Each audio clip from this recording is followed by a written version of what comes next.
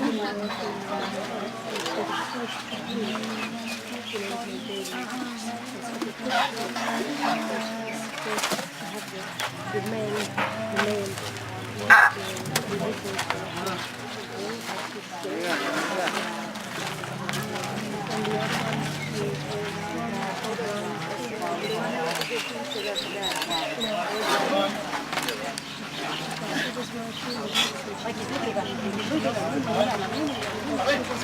dog.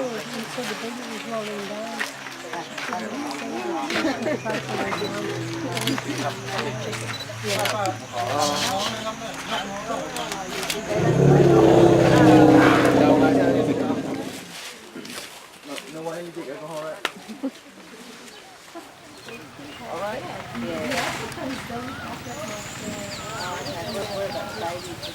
The babies, yeah. Not like No, the bigger one. no. Stop. I want to stand on my head. I want to do yoga.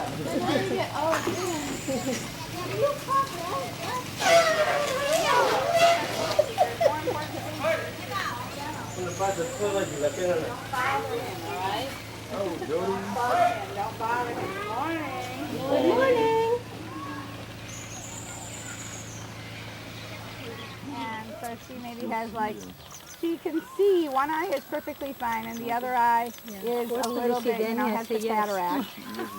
And then Mebulma here, Mebulma, she is blind in one eye. Hi, Miss Danny Pants, so just come over to this side of me. No, over on this side, guys. So then we're always all on the same side. Hello, Danny Pants, how are you?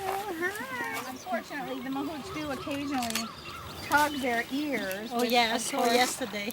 We would prefer that they don't do that, but unfortunately, What's that lump on her ear there? it's some kind of cyst or abscess, and so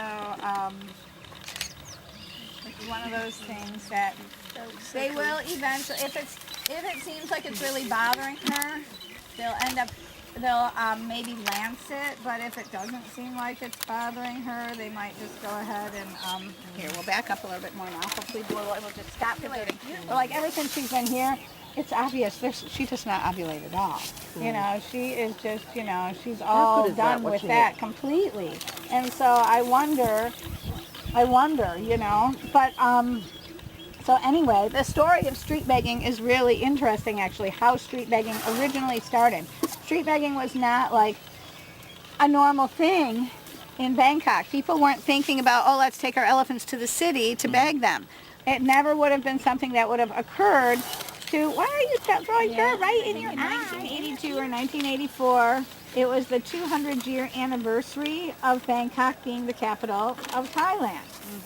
And so, anyway, the government wanted to have this big celebration festival type thing in Bangkok. And so there's this big field like next to Don Mueang Airport, and they decided, all right, for one whole month we're going to go ahead and have like some kind of big like celebration festival in this field. So they thought, we want this to be just amazing.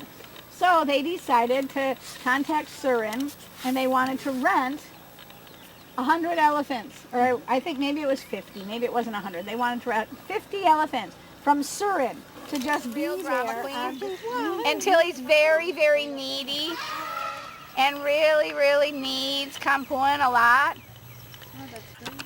Kampuan is much happier to like hang out with a lot of other elephants, not just Tilly.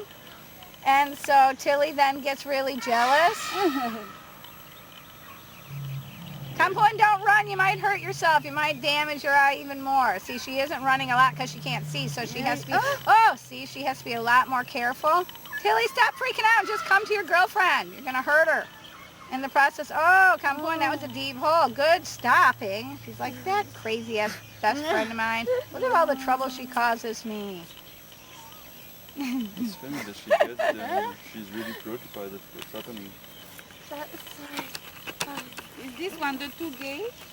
Those two, yeah. Well, the one, they're not probably really, but yes, Tilly's the one that mounts Kampuan. Tilly will mount Kampuan when they're in the river. Yeah. And then Kampuan's like, back off, stop trying to be so dominant. I want to be dominant.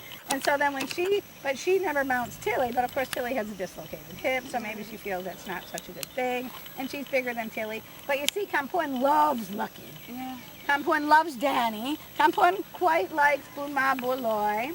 Tilly is okay with the other girls, but she's not used to